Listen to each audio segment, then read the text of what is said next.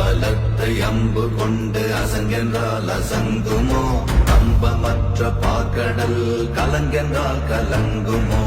இன்பமற்ற யோகியை இருளும் வந்து அணுகுமோ செம்பொன்னம்பலத்துளே தெளிந்ததே சிவாயமே ஓம் நமச்சிவாய ஓம் ஓம் நமச்சிவாய ஓம் நமச்சிவாய ஓம் ஓம் நமச்சிவாய ஓம் நமச்சிவாய ஓம் ஓம் நமச்சிவாய ஓம் நமச்சிவாய ஓம் ஓம் நமச்சிவாய